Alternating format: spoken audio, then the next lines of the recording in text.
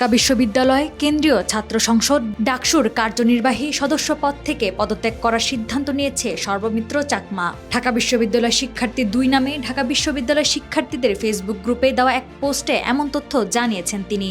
কেন্দ্রীয় খেলার মাঠ ও জিমনেশিয়ামে শিক্ষার্থীদের কান ধরে উঠবোস করানোর জের ধরেই এই সিদ্ধান্ত নেন বলে জানান তিনি। এই ঘটনার জন্য ক্ষমাও চেয়েছেন সর্বমিত্র চাকমা।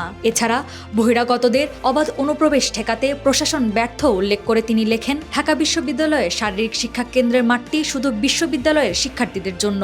দীর্ঘদিন ধরে বহিরাগতদের অবাধ অনুপ্রবেশ একটি গুরুতর নিরাপত্তা সংকটে রূপ নিয়েছে।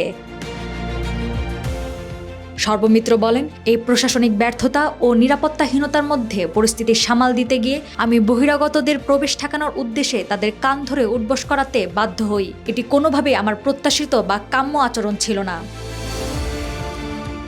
নাওয়ার সালসাবিল দুর্দানা, সময়ের আলো।